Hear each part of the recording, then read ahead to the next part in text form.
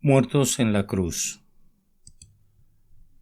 Este es un sermón que fue predicado el domingo 3 de abril de 1887 por Charles Haddon Spurgeon en el Tabernáculo Metropolitano, Newington, Londres. Entonces los judíos, por cuanto era la preparación de la Pascua, a fin de que los cuerpos no quedasen en la cruz en el día de reposo, pues aquel día de reposo era de gran solemnidad, rogaron a Pilato que se les quebrasen las piernas y fuesen quitados de allí. Vinieron pues los soldados y quebraron las piernas al primero y asimismo al otro, que había sido crucificado con él. Mas cuando llegaron a Jesús, como le vieron ya muerto, no le quebraron las piernas, pero uno de los soldados le abrió el costado con una lanza, y al instante salió sangre y agua, y el que lo vio da testimonio, y su testimonio es verdadero. Y él sabe que dice verdad, para que vosotros también creáis. Porque estas cosas sucedieron para que se cumpliese la escritura, no será quebrado hueso suyo. Y también otra escritura dice, mirarán al que traspasaron. Juan 19, 31 al 37. Los criminales crucificados por los romanos permanecían en la cruz hasta que se pudrían. Difícilmente esa cruel nación puede ser condenada más severamente que nuestra propia gente, que hasta hace poco tiempo mostraba los cadáveres de los condenados a muerte, en lugares muy visibles atados con cadenas al patíbulo. Esa horrible práctica ha sido abandonada, pero se mantuvo hasta tiempos recientes. Me pregunto si algunas de las personas de edad avanzada aquí presentes recuerdan ese horrendo espectáculo. Entre los romanos era algo muy usual, pues que alusiones clásicas a ese horror, mostrando que los cadáveres de las personas crucificadas eran usualmente abandonados para que fueran devorados por las aves de rapiña, probablemente por deferencia a las costumbres de los judíos. Las autoridades de Palestina, tarde o temprano, permitieron el entierro del crucificado, pero de ninguna manera se apresuraron a hacerlo, pues no sentían tanta repugnancia ante ese espectáculo como lo sentía el israelita. La ley mosaica que pueden encontrar en el libro de Deuteronomio dice así: y si lo colgareis de un madero, no dejaréis que su cuerpo pase la noche sobre el madero. Sin falta lo enterrarás el mismo día. Deuteronomio 21 del 22 al 23. Este mandato conducía a los judíos a desear el entierro del ejecutado, pero había otra razón. Para que la tierra no fuese contaminada el sábado santo de la Pascua, los principales sacerdotes insistieron que los cuerpos de los crucificados fueran enterrados y por consiguiente que sus muertes fueran aceleradas quebrando sus piernas.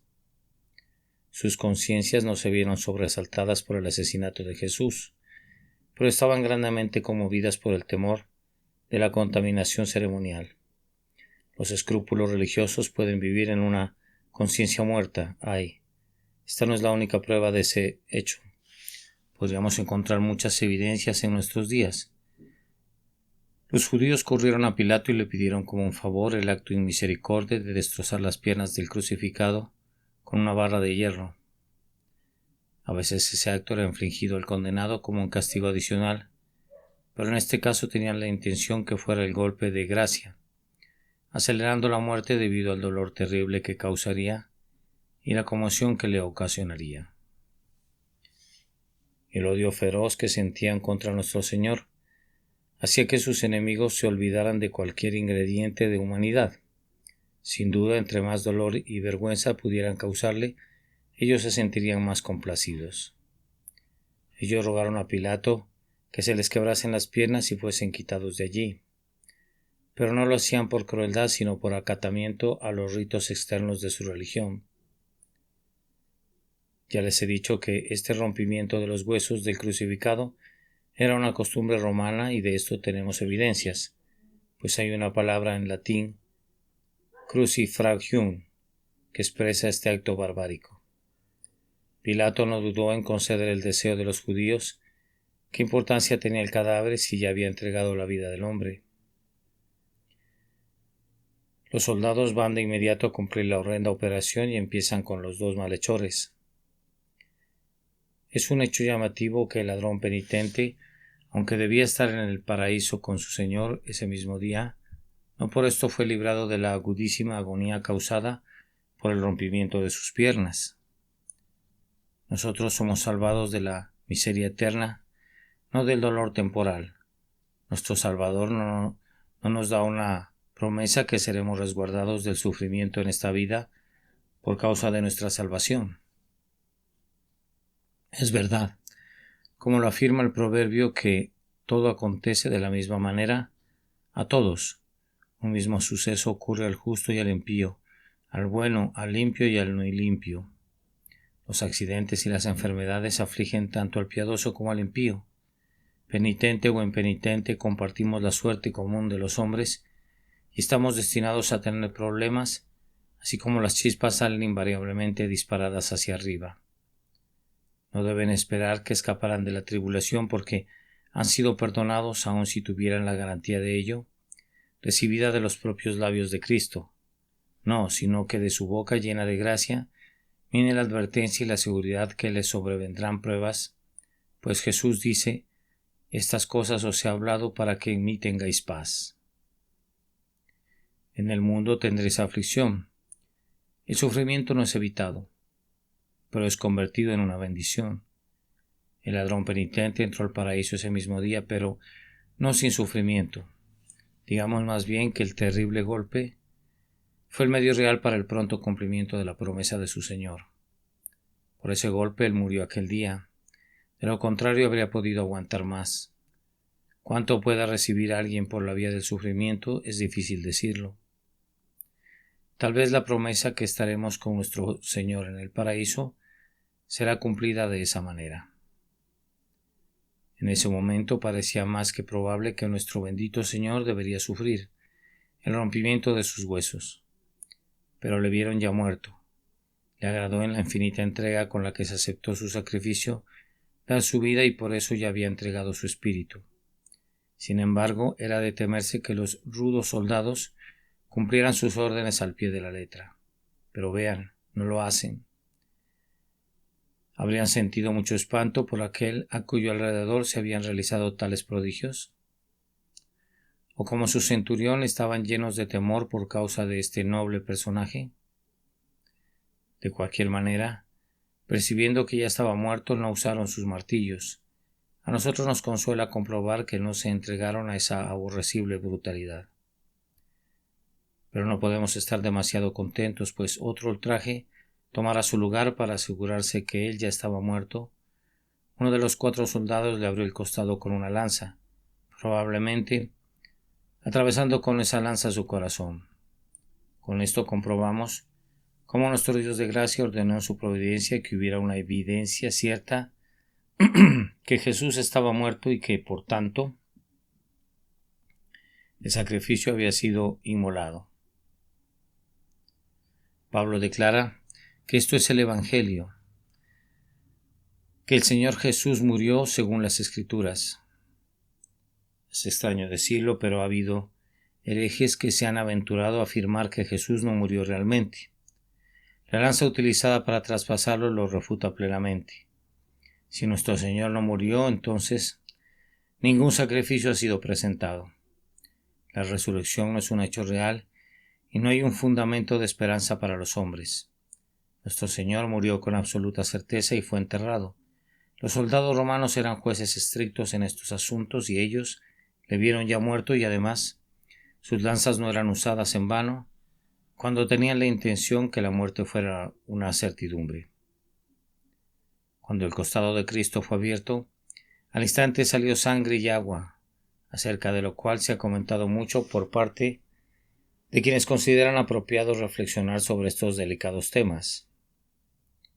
Algunas personas suponían que a la muerte la sangre era dividida y los coágulos se separaban del agua en la que flotaban y que eso ocurría de una manera perfectamente natural, pero no es cierto que la sangre iba a fluir de un cadáver si lo abrían. Únicamente bajo ciertas condiciones muy especiales la sangre emanaría. La salida de esta sangre del costado de nuestro Señor no puede considerarse una ocurrencia común. Fue un hecho enteramente único. En este caso no podemos apoyarnos en ningún caso semejante, pues en esto nos encontramos en una región desconocida. Concedemos que esa sangre no fluiría de un cadáver ordinario, pero recordemos que el cuerpo de nuestro Señor era singular, puesto que no vio corrupción. Cualquier cambio que pueda sobrevenir a un cuerpo sujeto a la corrupción no es atribuible directamente a su constitución, y por tanto no hay argumentos a partir de los cambios experimentados por los cadáveres comunes para concluir algo contundente en relación al cuerpo de nuestro bendito Señor, si en su caso la sangre y el agua manaron de su santo e incorruptible cuerpo naturalmente, o si fue por un milagro. De todas formas fue un suceso muy notable y admirable, y Juan, como testigo ocular, estaba evidentemente muy sorprendido por ello, tan sorprendido que registró una afirmación solemne para que nosotros no dudemos de su testimonio. Él estaba seguro de lo que vio y se cuidó de reportarlo en una nota especial para que creyésemos, como si sintiera que si este hecho fuera creído realmente, tendría un poder de convencimiento que induciría a muchos a creer en nuestro Señor Jesús como el Salvador establecido. Podría entrar en muchos detalles, pero prefiero cubrir con un velo este tierno misterio. Es muy poco reverente dar conferencias de anatomía cuando es el cuerpo de nuestro adorable Señor el que está frente a nosotros. Cerremos nuestros ojos en adoración en vez de abrirlos con curiosidad irreverente. La gran tarea ante mí el día de hoy es extraer verdad de este pozo lleno de maravillas. Les voy a pedir que miren los eventos que están ante ustedes bajo tres aspectos. Primero, veamos aquí el cumplimiento de la Escritura. En segundo lugar, la identificación de nuestro Señor como el Mesías. Y en tercer lugar, la instrucción que Él nos quiere dar. Les pido que comprueben el cumplimiento de la Escritura. Dos cosas son profetizadas. Ni uno solo de sus huesos debe ser quebrado, y Él debe ser traspasado. Estas eran las Escrituras que estaban por cumplirse. El domingo pasado, todos nosotros nos confortábamos al ver el cumplimiento de la Escritura en la captura de nuestro Señor cuando rehusó liberarse de sus enemigos. Es importante seguir considerando el tema del cumplimiento de la Escritura en una época en que la Santa Escritura es tratada con tanta ligereza y se habla de ella como si no tuviese ninguna inspiración, o al menos como si no poseyese ninguna autoridad divina que garantice su infalibilidad. Ustedes y yo no apoyamos a tal terror, por el contrario lo consideramos malicioso en grado sumo. Si fueren destruidos los fundamentos, ¿qué ha de hacer el justo? Nos agrada observar cómo el Señor Jesucristo y quienes escribieron acerca de Él trataban las Santas Escrituras con un respeto intensamente reverente. Las profecías dichas antes de Cristo debían cumplirse y las almas santas encontraban gran deleite en reflexionar en el hecho que iban a cumplirse. Quiero que observen en relación a este caso que era singularmente complicado. Tenía un elemento negativo y uno positivo. Los huesos del Salvador no debían ser quebrados, y Él debía ser traspasado. En el tipo del Cordero de la Pascua se establecía expresamente que ningún hueso debía quebrarse. Por tanto, ningún hueso de Jesús debía ser quebrado. Al mismo tiempo, de acuerdo a Zacarías 12:10, el Señor debía ser traspasado. No solo debía ser horadado con los clavos y así dar cumplimiento a la profecía. Horadaron mis manos y mis pies. Pero Él debía ser visiblemente traspasado para que pudiera ser considerado enfáticamente como el traspasado. ¿Cómo iban a cumplirse estas profecías y una multitud de profecías más? Únicamente el propio Dios pudo haber hecho que se cumplieran profecías que eran de todo tipo, que se mostraban confusas y aún en contradicción las unas con las otras. Sería una tarea imposible para el intelecto humano construir tantas profecías y tipos y sombras, y luego imaginar una persona en quien estuvieran englobados todos ellos. pero lo que sería imposible para los hombres ha sido realizado literalmente en el caso de nuestro Señor. Hay profecías acerca de Él y acerca de todo lo relacionado con Él, desde su cabello hasta sus vestiduras, desde su nacimiento hasta su tumba, y sin embargo todas ellas se han cumplido al pie de la letra. El caso que tenemos directamente frente a nosotros será muy complicado, pues si la reverencia al Salvador iba a librar sus huesos, ¿no habría de librar también su carne? Si una cruda brutalidad abrió su costado, ¿por qué no quebró sus piernas? ¿Cómo pudieron los hombres abstenerse de un acto violento, siendo un acto que fue aprobado por la autoridad? ¿Y cómo pudieron perpetrar otra violencia que no se les había pedido? Pero independientemente de lo complicado que pudo haber sido ese caso, la sabiduría infinita supo cómo completarlo en todos los puntos y así lo hizo. El Cristo es el cumplimiento exacto de los anuncios de las profecías mesiánicas. Además podemos afirmar acerca del cumplimiento de estas dos profecías, que era especialmente improbable.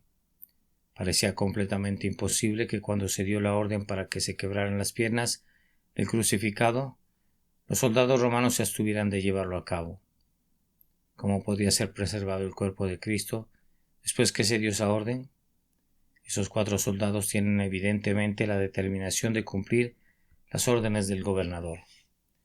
Han comenzado su horripilante tarea y han quebrado las piernas de 2 de los 3 ejecutados.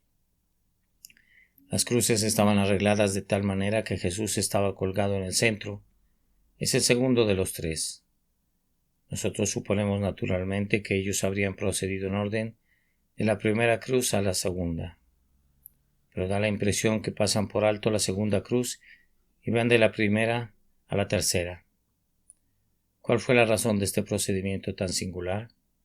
La suposición es, y yo pienso que es algo muy probable, que la cruz del centro estaba colocada un poco más atrás y que así los 2 ladrones formaban una especie de primera fila.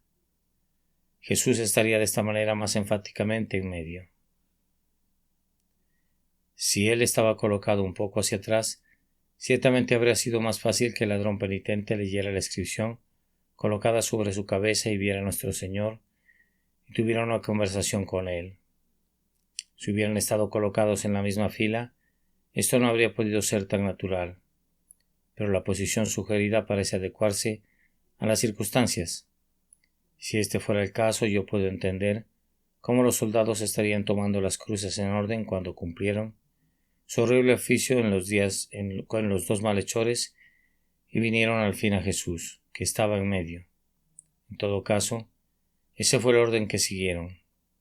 La maravilla es que no procedieron a su debido tiempo a dar el terrible golpe en el caso de nuestro Señor. Los soldados romanos estaban entrenados para cumplir sus misiones muy literalmente. No estaban con frecuencia deseosos de evitar barbaridades. Puedes verlos decididos a cumplir su encargo. Incluso no están dispuestos a mutilar ese cuerpo sagrado. No me critiquen por mi dureza hacia el soldado romano ordinario. Estaba tan acostumbrado a las matanzas, tan acostumbrado a un imperio que había sido establecido con sangre y hierro, que la idea de piedad nunca venía a su alma, excepto para ser desdeñada como un sentimiento femenino, indigno de un hombre valeroso. Sin embargo, vean y asómbresen.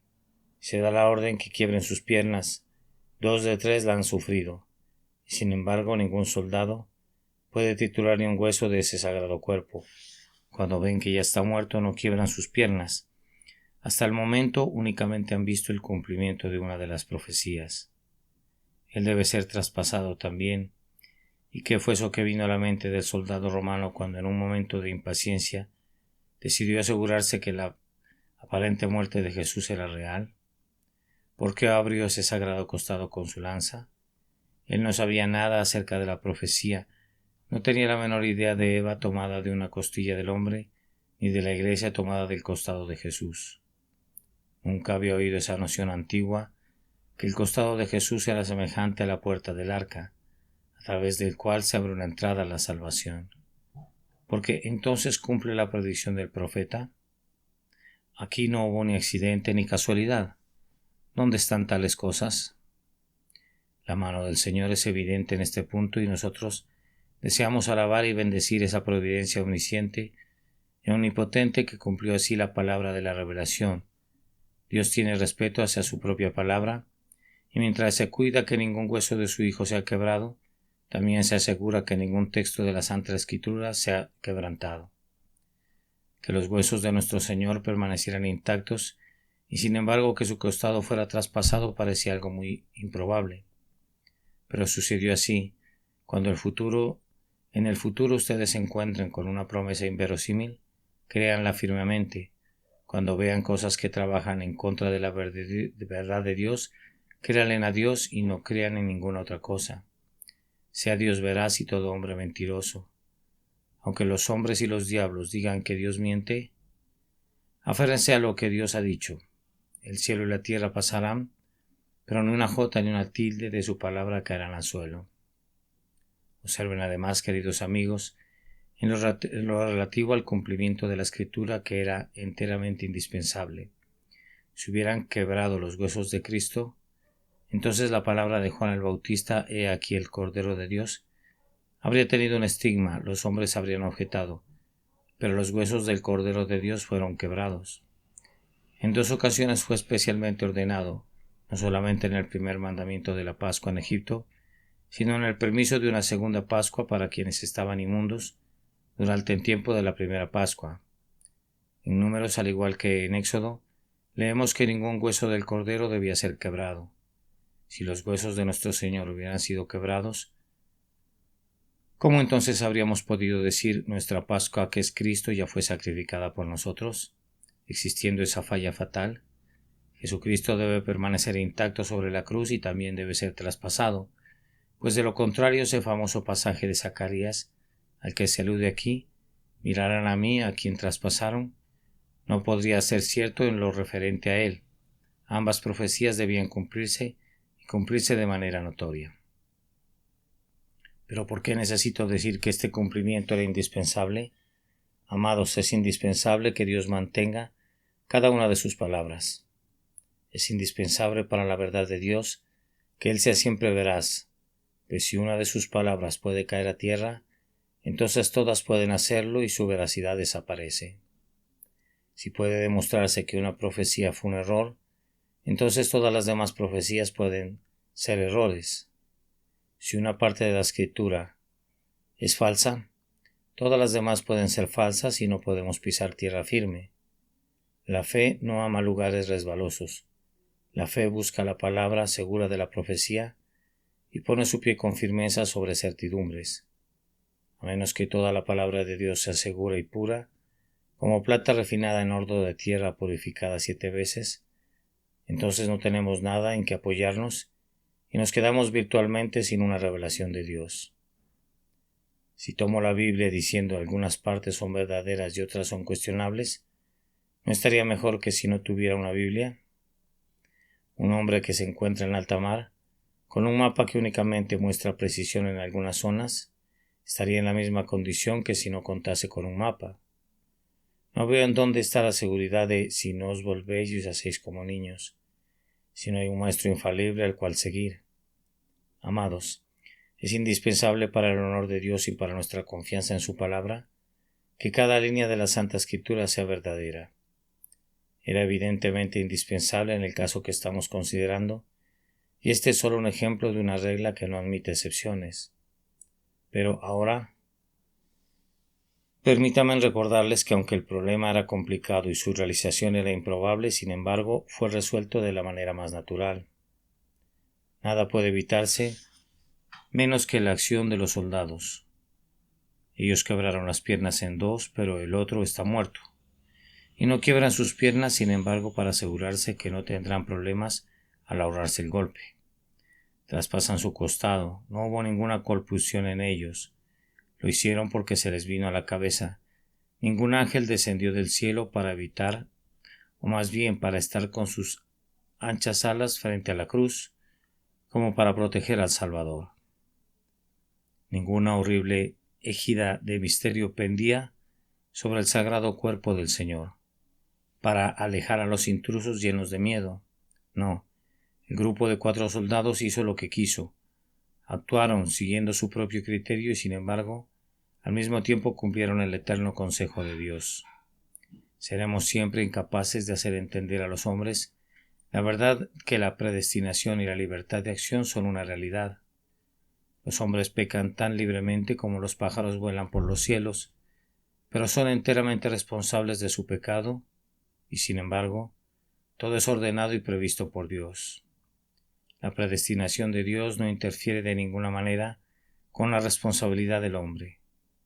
Algunas personas me han pedido a menudo que reconcilie estas dos verdades.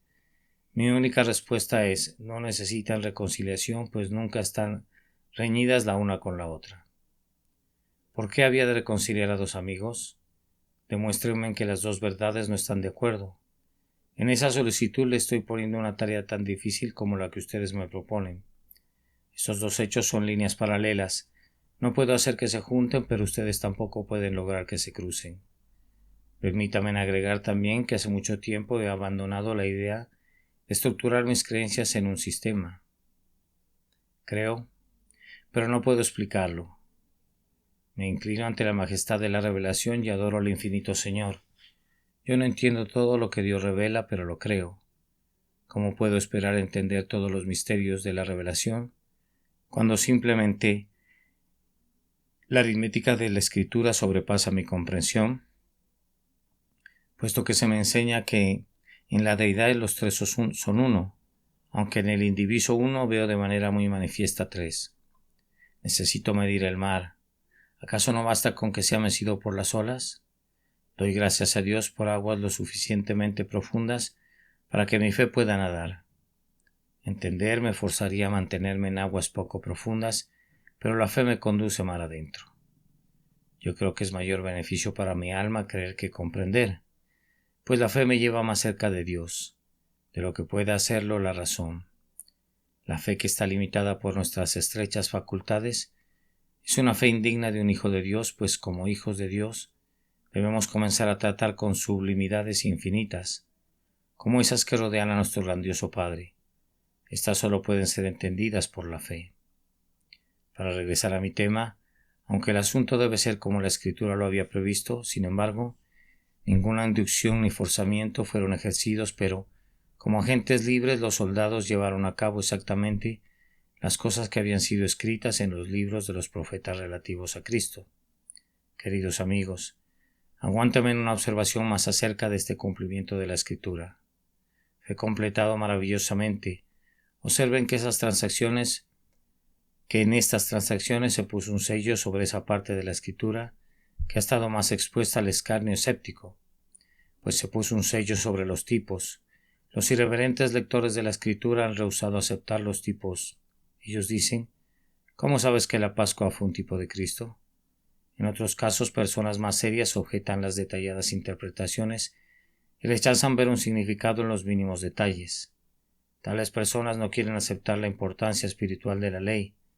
No será quebrado hueso suyo, sino que la desechan como una regulación insignificante de un rito religioso obsoleto. Pero observen, amados, que el Espíritu Santo no hace nada semejante, pues Él se enfoca en una característica menor del tipo y declara que debe ser cumplida. Es más, la providencia de Dios interviene de tal forma que debe cumplirse. Por eso no teman el estudio de los tipos frente a la ridiculización que hagan los sabios según el mundo. Hay una timidez general que cubre las mentes de muchos acerca de la Santa Escritura. Una timidez que, gracias a Dios, me es totalmente extraña. Sería una situación feliz si la reverencia como la de un niño que poseían los padres de la antigüedad pudieran ser restaurada a la Iglesia y el criticismo irreverente presente pudiera ser objeto de arrepentimiento y arrojado lejos. Podemos deleitarnos en los tipos como en un verdadero paraíso de revelación. Aquí vemos las más destacadas bellezas de nuestro amado, reflejada de 10 maneras deleitables. Hay todo un mundo de santa enseñanza en los libros del Antiguo Testamento y en sus tipos y símbolos. Abandonar este patrimonio de los santos y en su lugar aceptar sus críticas sería como vender el derecho de la primogenitura por un plato del guisado de las lentejas. Yo veo en los huesos intactos de nuestro Señor una marca del sello de Dios sobre los tipos de la Escritura. Prosigamos. Veo además el sello de Dios impreso sobre la profecía que no se ha cumplido, pues el pasaje de Zacarías todavía no se ha cumplido plenamente. Dice así: mirarán a mí a quien traspasaron. Jehová es quien habla, y él habla de la casa de David y sobre los moradores de Jerusalén. Ellos deben mirar a Jehová a quien traspasaron y lloraron por él. Aunque esta profecía no se ha cumplido todavía en su alcance más amplio, está certificada al presente, pues Jesús fue traspasado el resto de ella, por tanto, permanece firme e Israel llorará un día por causa de su rey insultado. La profecía fue cumplida en parte cuando Pedro se levantó y predicó a los 11, cuando un gran grupo de sacerdotes creyó y cuando multitudes de la simiente de Abraham se volvieron predicadores de Cristo crucificado. Todavía espera un cumplimiento mayor y podemos estar completamente seguros que el día vendrá cuando todo Israel será salvo. Como el hecho de que su Señor fue traspasado es verdad, así será verdad que sus corazones serán traspasados y ellos llorarán y sangrarán internamente con amargo dolor por él. A quienes despreciaron y aborrecieron. El punto a señalar aquí es que, en este caso, un sello ha sido puesto a una profecía que todavía espera su cumplimiento más amplio. Por lo que podemos considerar esto como un anticipo y podemos poner énfasis en la profecía y gozarnos en ella y recibirla sin dudar, venga lo que venga. Dicho todo esto sobre el cumplimiento de la palabra relativa a nuestro Señor, aprendamos de esto una lección de reverencia y confianza en referencia a la Santa Escritura. Pero ahora, en segundo lugar y brevemente, la identificación de nuestro Señor como el Mesías fue grandemente fortalecida por eso que le sucedió a su cuerpo después de muerto. Era necesario que se demostrara de manera concluyente que era el Cristo del que se hablaba en el Antiguo Testamento. Ciertas pruebas y señales son provistas y esas marcas y señales se encuentran en él. De esta manera fueron encontradas. La primera prueba fue esta: el Cordero de Dios debe tener una medida de preservación. Si Cristo es lo que él profesa ser, él es el Cordero de Dios. Ahora, el Cordero de Dios puede ser tratado únicamente a la manera de Dios. Si hay un cordero, mátalo, rocíalo con sangre, ásalo al fuego, pero no le quiebres los huesos. Es el Cordero de Dios y no tu cordero, por lo tanto hasta aquí llegarás y no pasarás más allá del límite. No será quebrado hueso suyo. El Señor lo reclama como propio y es su reserva así. Así de hecho el Señor dice en relación al Señor Jesús: aquí a mi hijo, átenlo, azótelo, escúpalo, crucifíquelo. Pero él es el Cordero de mi Pascua y no deben quebrar ninguno de sus huesos. El derecho del Señor sobre él es declarado por la salvedad que hace concerniente a sus huesos. ¿Acaso no ven aquí cómo es identificado él como el Cordero de Dios que quita el pecado del mundo? Es una señal de identidad sobre la que la fe se fija su mirada y estudia esa señal hasta que ve en ella mucho más de lo que podamos comentar el día de hoy, pues tenemos que considerar otras cosas. La siguiente señal de identidad debe ser que Jehová nuestro Señor debe ser traspasado por Israel. Así lo dijo Zacarías y por tanto debe cumplirse. No solamente deben ser clavados sus pies y sus manos, sino que él debe ser traspasado muy notoriamente.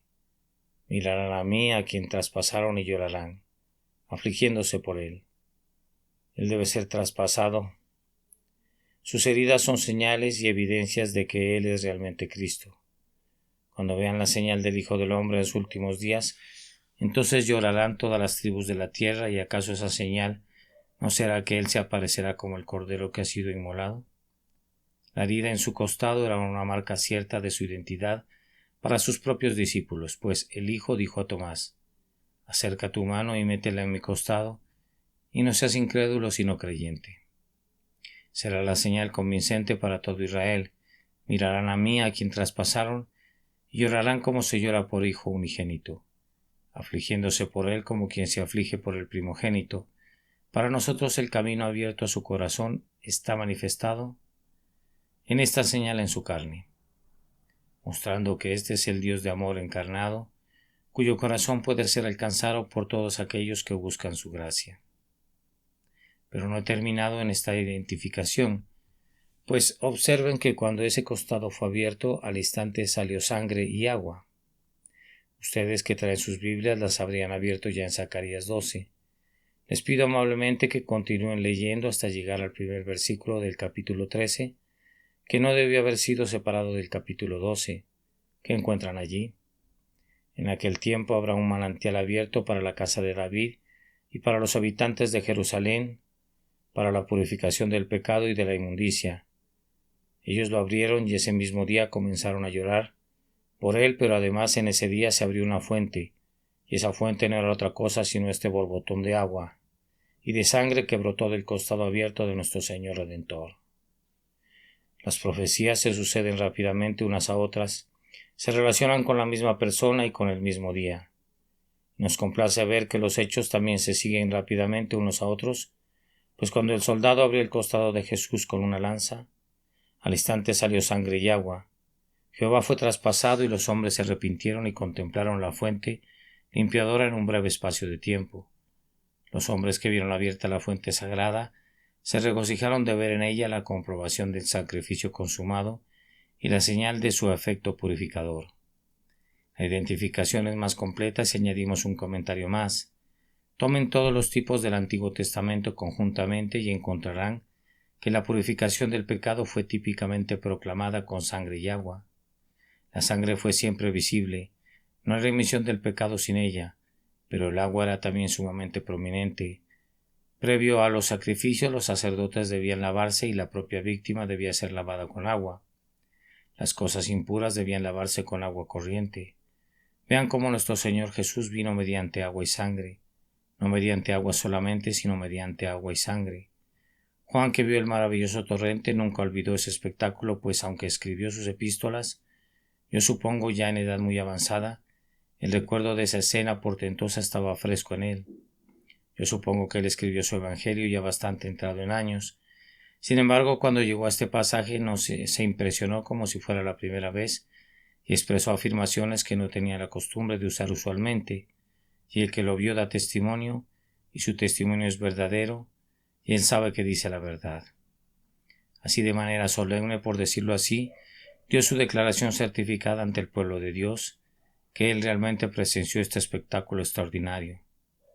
En Jesús vemos a uno que ha venido a expiar y a santificar. Él es ese sumo sacerdote que limpia la lepra del pecado mediante sangre y agua. Esta es una parte de la segura identificación del grandioso purificador del pueblo de Dios, que vino mediante agua y sangre, y derramó ambas de su costado abierto. Les dejó estas identificaciones. Son sorprendentes para mi mente, pero son solamente una parte del maravilloso sistema de señales y signos por medio de los cuales es comprobable que Dios atestigua que el hombre Cristo Jesús es con toda certidumbre el verdadero Mesías. Debo llegar a una conclusión observando, en tercer lugar, la instrucción que nos es dada en todas estas cosas. La primera instrucción que debemos recibir puede ser únicamente insinuada, como todas las demás. Vean lo que Cristo es para nosotros. Él es el Cordero Pascual y ninguno de sus huesos fue quebrado. Ustedes lo creen. Adelante entonces y actúen según esa fe. Alimentándose de Cristo, hagan una fiesta en sus propias almas el día de hoy. Su sangre rociada trajo salvación. El ángel exterminador no puede tocarlos ni a ustedes ni a su casa. El propio Cordero se ha convertido en su alimento. Aliméntense de él. Quiten su hambre espiritual al recibir a Jesús en sus corazones. Si un hombre come de este alimento, vivirá para siempre. Estén llenos de la plenitud de Dios al recibir ahora al Señor Jesús como Dios y como hombre. Vosotros estáis completos en Él. Ustedes son perfectos en Cristo Jesús. ¿Pueden decir de Él: ¿es toda mi salvación y mi deseo? Cristo es el todo y en todos. No aprendan esta lección simplemente como doctrina, sino gócenla como una experiencia personal. Jesús es nuestra Pascua inmolada, entonces debe ser comido, tengamos un festín con Él, y luego estemos listos a peregrinar a través del desierto, fortalecidos con su carne hasta que lleguemos al descanso prometido. ¿Qué otra cosa aprendemos de esta lección? Es esto. Vean el tratamiento del hombre hacia Cristo. Le han escupido, han gritado crucifícale, crucifícale. Le clavaron en la cruz, se burlaron de sus agonías y está muerto. Pero la malicia del hombre no está saciada todavía. El último acto del hombre hacia Cristo debe ser traspasarlo de lado a lado. Esa cruel herida era la concentración del maltrato hacia Jesús.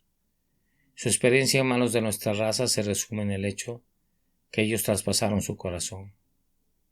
Eso es lo que los hombres han hecho a Cristo. Le han despreciado y rechazado de tal manera que Él muere con su corazón traspasado. Oh, la depravación de nuestra naturaleza. Algunos dudan que sea una depravación total. Merece un peor adjetivo que ese. No hay palabra en el lenguaje humano que pueda expresar el veneno de la enemistad del hombre hacia su Dios y Salvador. Lo heriría mortalmente si pudiera. No esperen que los hombres amen a Cristo, ni a ustedes tampoco, si son semejantes a Él. No esperen que Jesús encuentre habitación para Él en la posada, ni mucho menos que sea colocado en el trono por hombres culpables no regenerados. Oh, no. Aun estando muerto, ellos tienen que insultar su cadáver atravesándole una lanza. Un soldado lo hizo, pero estaba expresando el sentimiento de la época. Esto es lo que el mundo de pecadores hizo a quien vino al mundo para salvarlo. Ahora, a continuación, aprendamos lo que Jesús hizo por los hombres. Amados, ese himno que acabamos de escuchar contiene una dulce expresión. Aún después de muerto, su corazón derramó su tributo por nosotros. En su vida Él se desangró por nosotros, gota a gota. El sudor sangriento cayó al suelo, luego los crueles flagelos hicieron brotar abundantemente gotas de color púrpura, pero como un poco de sangre de vida permanecía cerca de su corazón, la derramó toda antes de partir. Es una expresión materialista, pero hay algo más en ella que un simple sentimiento. Digo que permanece entre la sustancia de este globo una sagrada reliquia del Señor, Jesús en forma de sangre y agua. Puesto que ningún átomo de materia perece jamás, la materia permanece en la tierra una hora. Su cuerpo se ha ido a la gloria, pero la sangre y el agua quedaron aquí. Veo mucho más en este hecho de lo que intentaré decir. Oh mundo, el Cristo te ha marcado con su sangre y tiene la intención de poseerte. La sangre y agua del corazón del propio Hijo de Dios se ha derramado sobre este planeta oscuro y manchado, y así Jesús lo ha sellado como algo propio, y como tal debe ser transformado en un nuevo cielo y una nueva tierra, en los que habita la justicia. Nuestro amado Señor, después que nos hubo dado todo lo que tenía, renunciando a su vida por nosotros, se deshizo del torrente inapreciable que brotó de la fuente de su corazón. Al instante salió sangre y agua. Oh, la bondad del corazón de Cristo, que no solo devolvió un beso por un golpe, sino que entregó torrentes de vida y salvación por la herida de la lanza. Pero debo apresurarme. Puedo ver también en este pasaje la seguridad de los santos. Es maravilloso ver cuán llenas de ojos están las cosas de Jesús, pues sus huesos intactos miran hacia atrás, hacia el Cordero Pascual, pero también miran hacia adelante, a través de toda la historia de la Iglesia, hasta aquel día cuando Él reúna a todos sus santos en un cuerpo, y ninguno faltará, ningún hueso de su cuerpo místico será quebrado. Hay un texto en los Salmos que dice acerca del justo, y todos los justos son conformados a la imagen de Cristo. Él guarda todos sus huesos, ni uno de ellos será quebrantado. Yo me regocijo por la seguridad de los elegidos de Cristo.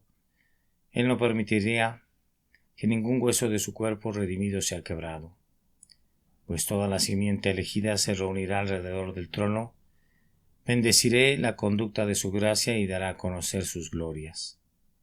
En el día de su aparición, habrá un Cristo perfecto cuando todos los miembros de su cuerpo se junten a su gloriosa cabeza, que será coronada para siempre. Ningún miembro viviente de Cristo estará ausente, no será quebrado hueso suyo, no habrá ningún Cristo lisiado o mutilado, no habrá una redención a medias, sino que el propósito que Él vino a cumplir será alcanzado a la perfección para gloria de su nombre. Aún no he terminado, pues debo agregar otra lección. Vemos aquí la salvación de los pecadores. El costado de Cristo es atravesado para dar a los pecadores la doble cura del pecado, quitando su culpa y su poder, pero mejor que esto, los pecadores deben quebrantar su corazón por la contemplación del crucificado. Por este medio deben también obtener la fe. Mirarán a mí, a quien traspasaron, y llorarán como se llora por hijo unigénito. Amados, nuestro Señor Jesús no vino únicamente para salvar pecadores, sino para buscarlos. Su muerte no solo salva a quienes tienen fe, sino que crea fe en quienes no la tienen. La cruz produce la fe y el arrepentimiento que exige. No pueden venir a Cristo con fe y arrepentimiento. Vengan a Cristo por fe y por arrepentimiento, pues Él puede otorgarlos. Él fue traspasado a propósito para que ustedes puedan ser compungidos hasta el corazón. Su sangre que fluye libremente es derramada por muchos para remisión de los pecados. Todo lo que tienen que hacer es mirar, y mientras estén mirando esos benditos sentimientos que son las señales de la conversión y de la regeneración serán obrados en ustedes por una mirada a Él. Oh, bendita lección. Póngala en práctica esta mañana. Oh, que en esta gran casa muchos se olviden del yo y miren al Salvador crucificado y encuentran vida eterna en Él. Pues este es el principal objetivo que tuvo Juan al escribir esta historia, y este es el designio más importante de que lo prediquemos. Ansiamos que ustedes crean. Vengan ustedes que son culpables, vengan y confíen en el Hijo de Dios que murió por ustedes. Vengan ustedes que son inmundos y están contaminados, vengan y lávense en este sagrado torrente que es derramado por ustedes. Hay vida en una mirada al crucificado. Hay vida en este instante para todo aquel que lo mire. Que Dios les conceda que puedan mirar y vivir por Jesucristo nuestro Señor. Amén. Porción de la Escritura leída antes del sermón. Juan capítulo 19, versículos 13 al 42.